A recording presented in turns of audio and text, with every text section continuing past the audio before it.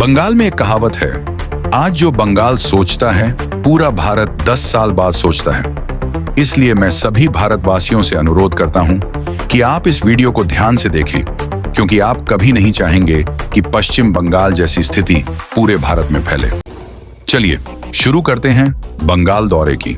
आप हैरान होंगे यह जानकर कि पश्चिम बंगाल में 50 साल के बुढ़े से लेकर 15 साल के युवा युवतियाओं तक दिन रात सिर्फ एक ही चीज पर रिसर्च करते हैं, और वो है फोटो और कला। क्या आप समझ पा रहे हैं कि मैं क्या कहना चाह रहा हूं? चलिए थोड़ा और गहराई में जाते हैं। पश्चिम बंगाल में सोनागाछी एशिया का सबसे बड़ा रेड एरिया है। यहाँ आधिकारिक तौर पर 50,000 सेक्स वर्कर काम करती हैं, और अनाधिकारिक रूप से यह संख्या और भी ज्यादा है। सिर्फ इतना ही नहीं, कोलकाता में और भी कई जगहें हैं, जैसे लेबुतला, खिदिरपुर, बौबाजार, हावड़ा मैदान, प्रिंस अनवर शाह रोड, और लगभग हर जिले में सोनागाछी जैसा एक रेड एरिया मौजूद है। ये जगहें हैं उत्तर 24 परगना, हावड़ा, हुगली, नदिया, दक्षिण 24 परगना, पूर्व मेदिनीपुर, पश्चिम मेदिनीपुर और बांकुड़ा। आप सोच रहे होंगे कि यहीं खत्म हो गया? नहीं, अगर आप थोड़ी नटी माइंड से खोजेंगे तो सोनारपुर, मध्यमग्राम, बरासत, हावड़ा, बनगाम, शिलीगुड़ी, मालदा, कृष्णनगर, हर जगह आपको यही मिलेगा। मैंने एक मोटा हिसाब लगाया है।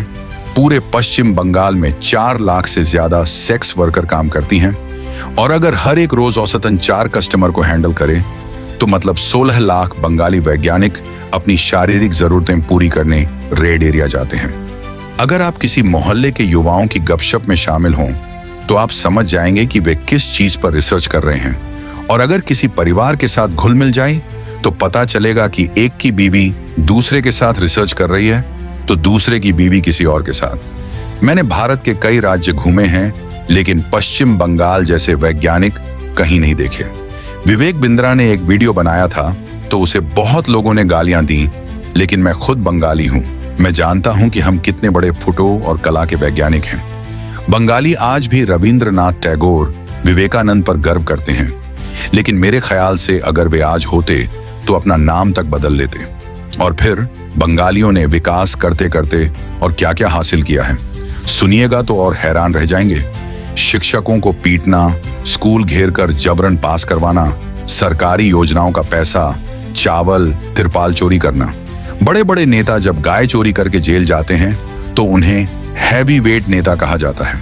मैंने पुलिस और वकीलों का जिक्र नहीं किया, क्योंकि मैं खुद पश्चिम बंगाल में रहता हूं। शायद एक दिन ऐसा होगा कि भारत सरकार खुद कहेगी पश्चिम बंगाल को भारत से अलग कर दो, और अगर ऐसा नहीं हुआ तो ये करोड़ों वैज्ञानिक भारत के अलग अलग हिस्सों में जाकर वहां के लोगों को भी वैज्ञानिक बना देंगे।